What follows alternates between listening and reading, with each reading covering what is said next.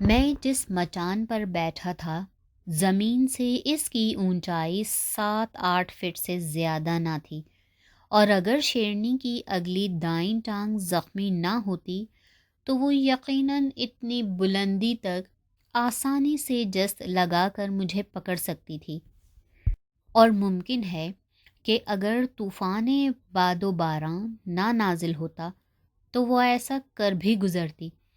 تاہم خدا نے بال بال بچایا۔ میں نے شیرنی کو خوف زدہ کرنے کے لیے مزید 2 فائر کیے اور یہ ترکیب کارگر ثابت ہوئی۔ چند منٹ گرجنے اور غرانے کے بعد وہ دور چلی گئی، اور پھر رفتہ رفتہ اس کی آواز معدوم ہو گئی۔ مجھے یقین تھا کہ اگر میں یہیں بیٹھا رہوں تو صبح سے پہلے کوئی شخص میری خبر لینے نہیں آئے گا، اور ابھی صبح ہونے میں کافی وقت تھا۔ شیرنی جا چکی تھی اور خطرہ ٹل گیا تھا۔ کیا سیاہ بادل دوبارہ جمع ہو رہے تھے؟ میں پہلے ہی بارش میں اس قدر بھیگ چکا تھا کہ مزید بھیگنے سے بیمار پڑنے کا خدشہ تھا۔ جوں توں کر کے مچان سے اترا اور واپس گاؤں کی طرف چلا۔ لوگ ابھی تک جاگ رہے تھے اور انہوں نے فائروں کی آوازیں بھی سنی تھیں، لیکن جب پتہ چلا کہ شیرنی ابھی مری نہیں تو غصے اور مایوسی سے ان کے چہرے لٹک گئے۔ غصہ اس بات پر کہ میری وجہ سے پہنچے ہوئے ایک بزرگ کی لاش بے گور و کفن جنگل میں پڑی رہی، اور مایوس یوں کہ شیرنی پھر بچ کر نکل گئی۔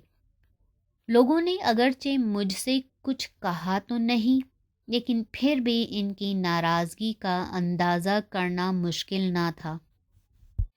اگلے روز ان بزرگ کو نہایت عزت و احترام سے سپرد خاک کر دیا گیا۔ جنازے میں دور نزدیک کی سبھی بستیوں کے مرد و زن شریک ہوئے۔ میری حالت چوروں کی سی تھی، اور بلا شبہ مجھے اپنے کیے پر شرم محسوس ہو رہی تھی، مگر میں معذرت کرنے کے سوا اور کیا کر سکتا تھا؟ پانی میں بھیگنے اور سردی لگنے کے سبب مجھے کئی روز تک ہلکا ہلکا بخار بھی رہا، لیکن اس دوران میں بھی شیرنی کی کھوج میں برابر لگا رہا۔ آخر معلوم ہوا کہ اسے 2 بچوں سمیت اس علاقے کی مشہور کیجال پہاڑی کے جنوبی حصے میں گھومتے پھرتے دیکھا گیا ہے۔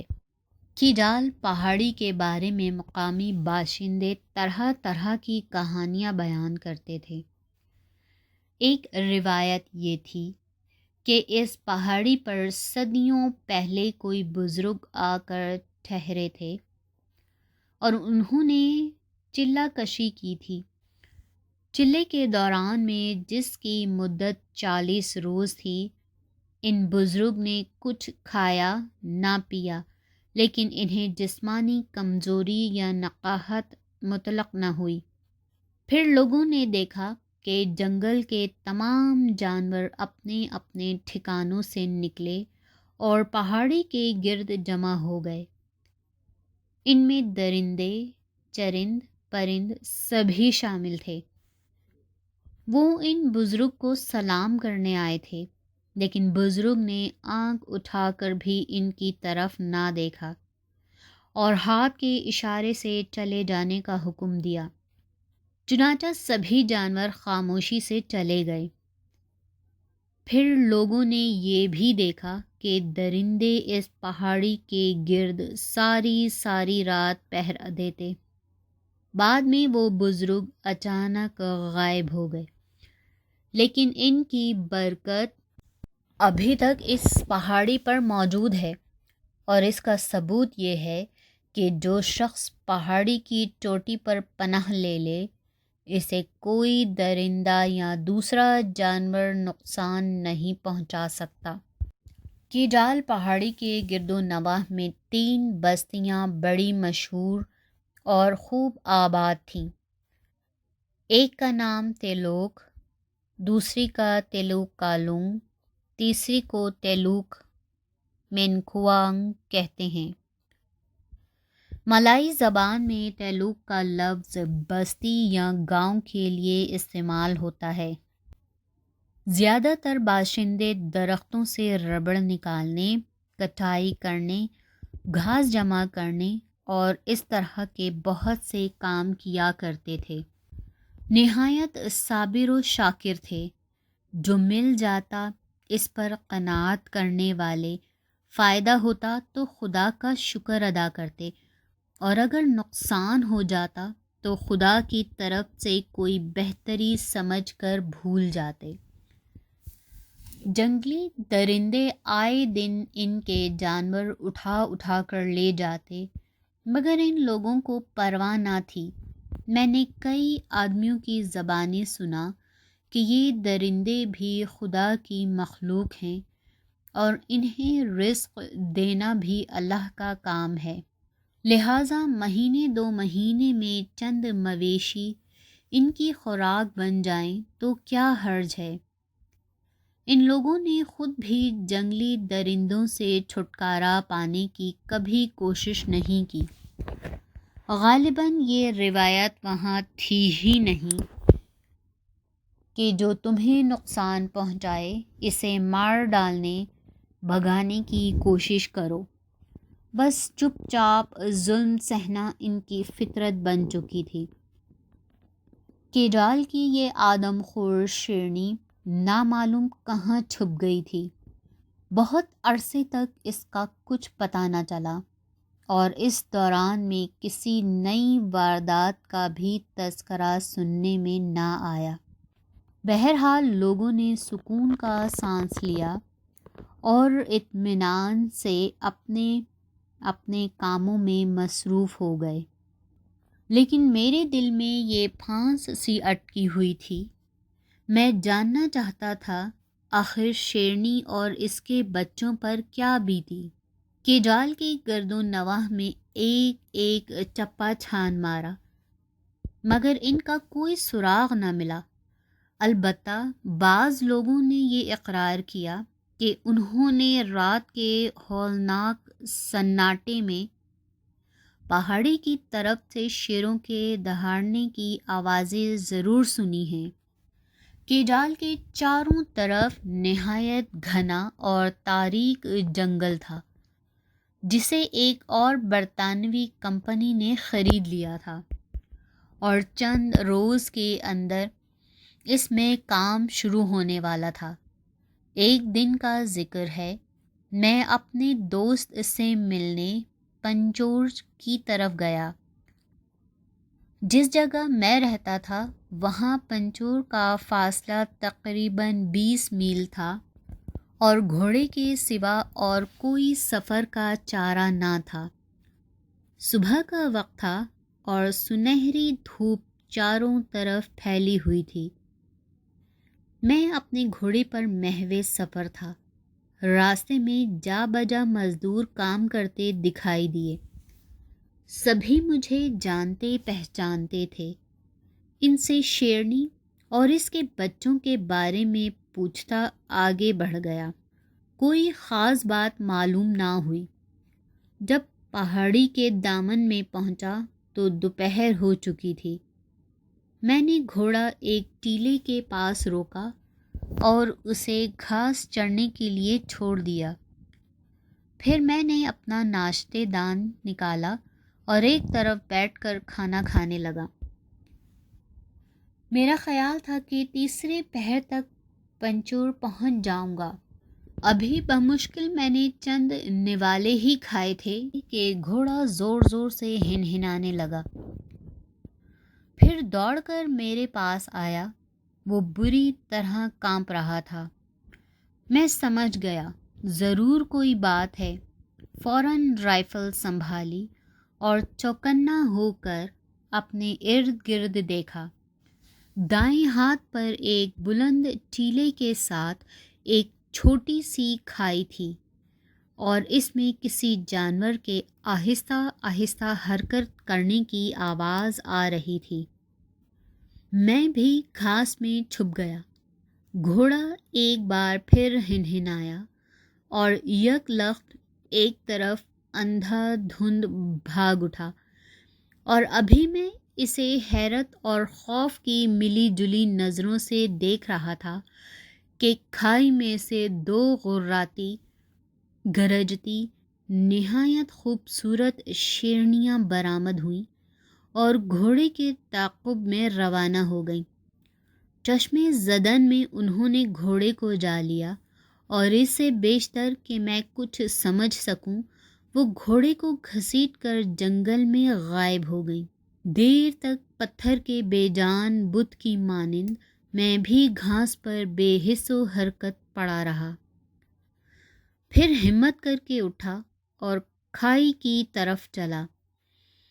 شیرنیوں کے قدموں کے نشانات اور تازہ لید کثرت سے پڑی تھی، اور جانوروں کی ہڈیوں کے انبار لگے ہوئے تھے۔ تعفن اور سڑاند برداشت سے باہر تھی۔ ایسا معلوم ہوتا تھا کہ یہ شیرنیاں ابھی تک مل جل کر رہتی ہیں اور شکار یہاں لا کر ہڑپ کرنے کی عادی ہیں۔ کھائی کے پرلے سرے پر مجھے ایک جانور کی لاش پڑی دکھائی دی، اور یہ وہی بوڑھی شیرنی تھی جس کی تلاش میں حیران پریشان پھر رہا تھا۔ اس کی کھوپڑی پھٹی ہوئی تھی۔ نامعلوم کیا حادثہ پیش آیا کہ شیرنی اس بلند ٹیلے سے نیچے کھائی میں گری۔ ایک بڑے پتھر سے اس کا سر ٹکرایا اور وہ وہیں مر گئی۔ گھوڑا تو ہاتھ سے جا چکا تھا، مگر مجھے ان جوان شیرنیوں کے ٹھکانے کا پتہ چل گیا۔ اب میرے سامنے دو راستے تھے۔ پہلا تو یہ کہ سیدھا پنچور جاؤں، اپنے دوست سے تذکرہ کروں، پھر اسے ساتھ لے کر یہاں آؤں اور ان شیرنیوں کو ٹھکانے لگا دوں۔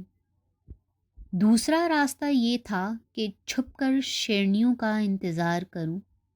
دیر تک سوچتا رہا، یہ طے کر کے کہ ان موذیوں کا ٹھکانہ تو معلوم ہو چکا ہے، پنچور جانا چاہیے۔ میں تیز قدموں سے اپنی منزل مقصود کی طرف روانہ ہو گیا۔ کیجال پہاڑی اپنی پوری عظمت اور شان و شوکت کے ساتھ میرے سامنے تھی، اور جو ہی میں چڑھائی طے کر کے پرلی ڈھلان پر نکلا، پنچور کی خوبصورت بستی میری نگاہوں کے سامنے تھی۔ ان دنوں پنچور میں میرے انگریز دوست، جنہیں مسٹر ولسن کہہ لیجیے، تعینات تھے اور جنگلوں کے ایڈمنسٹریٹر آفیسر کی حیثیت سے کام کر رہے تھے۔ سیدھا ان کے بنگلے پر پہنچا۔ وہ لکڑی کے برآمدے میں بیٹھے چائے پی رہے تھے۔ مجھے دیکھتے ہی اٹھ کھڑے ہوئے اور نہایت تپاک سے ملے۔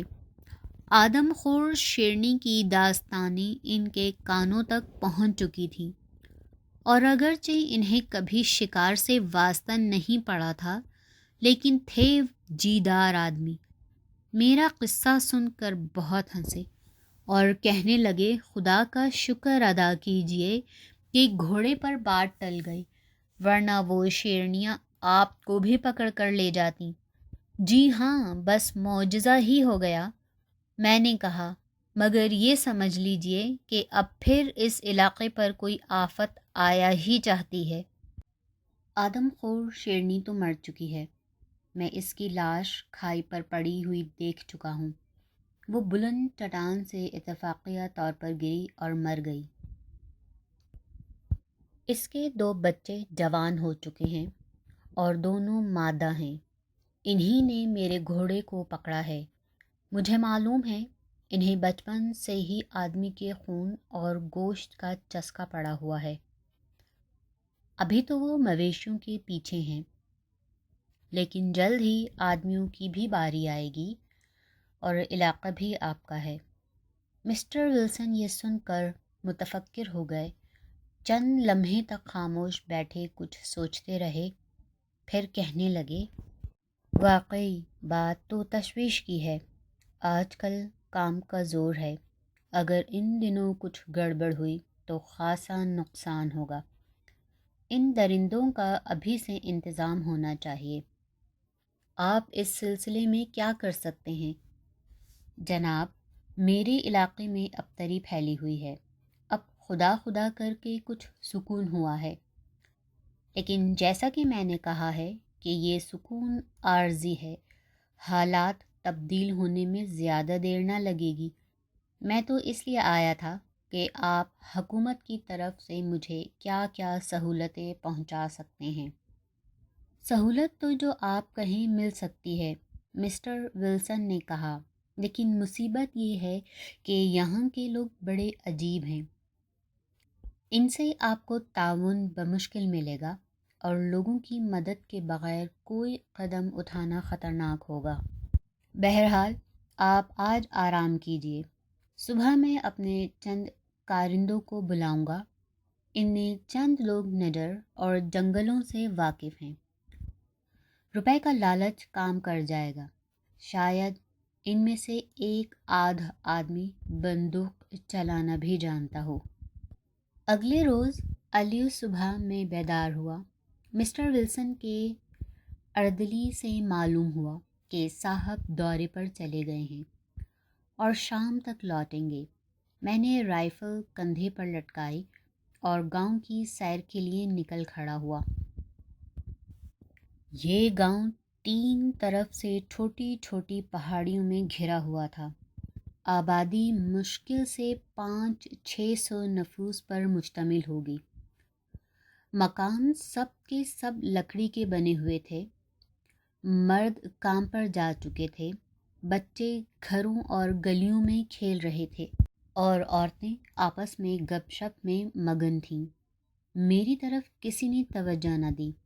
کچھ بوڑھے لوگوں سے سلام دعا ضرور ہوئی۔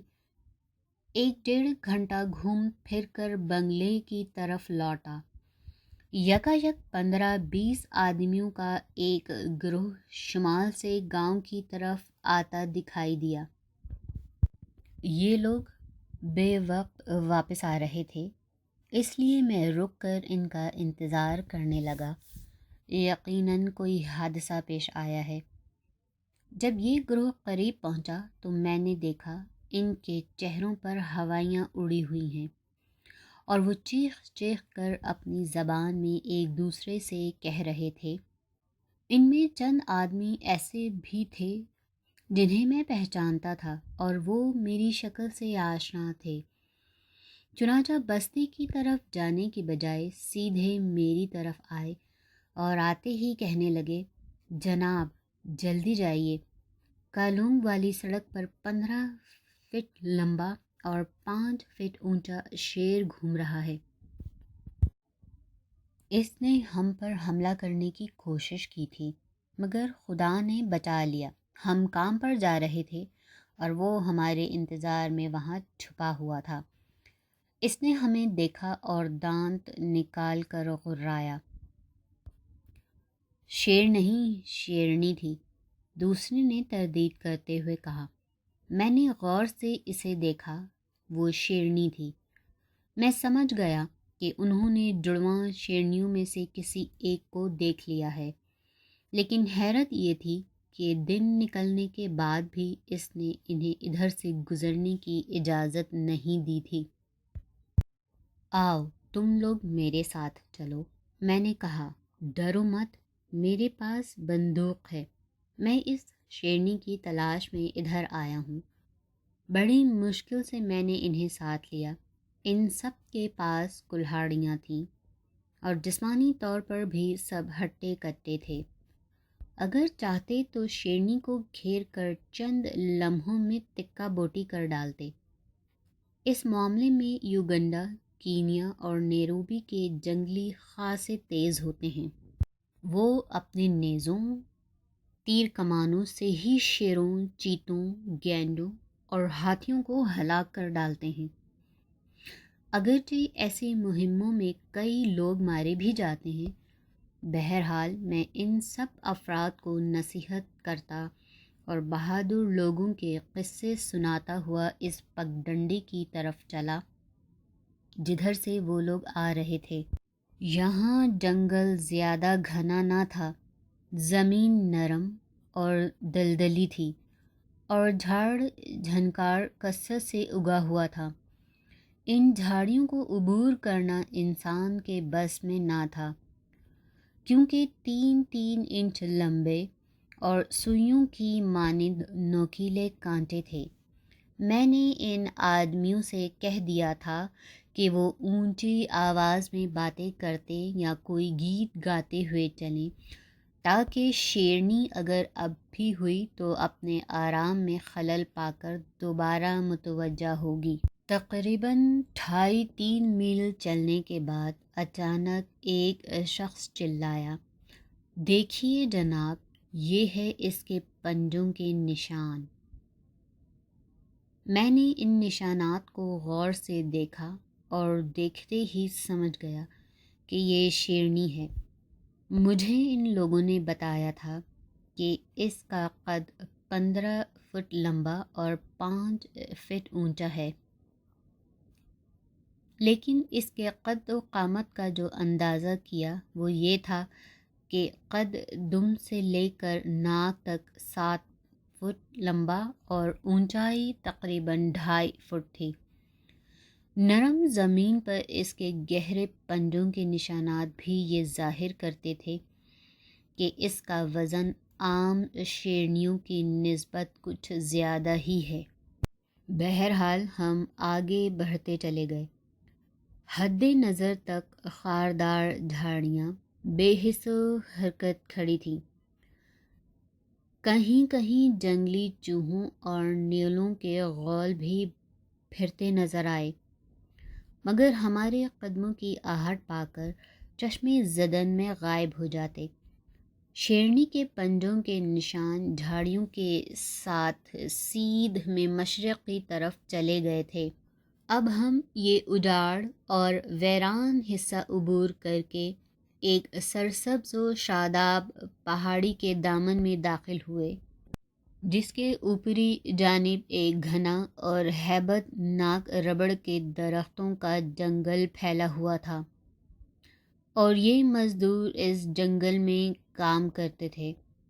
وہاں سے بے شمار لوگوں کی باتیں کرنے اور قہقہے لگانے کی آوازیں آ رہی تھیں۔ کچھ لوگ ایک جانب لکڑی کا چھوٹا سا مکان بنا رہے تھے۔ شیرنی اس جنگل میں کسی جگہ چھپی ہوئی تھی، کیونکہ وہاں کام کرنے والے ایک آدمی نے اسے اس طرف جاتے ہوئے دیکھا تھا۔ ان میں سے کسی کو معلوم نہ تھا کہ اس شیرنی کو بچپن سے انسانی خون کی چاٹ لگی ہوئی ہے۔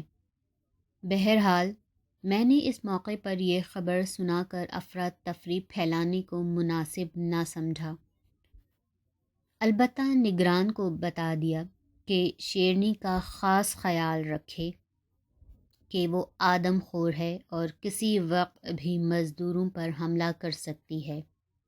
یہ سن کر اس کے چہرے پر دہشت کے آثار نمودار ہوئے، اور پھر ہوا بھی وہی جس کا خدشہ تھا۔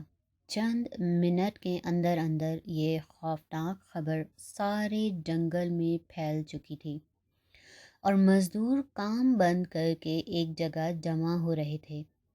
غضب یہ ہوا کہ اس خبر کی تصدیق میرے ساتھ آنے والے مزدوروں نے بھی کر دی۔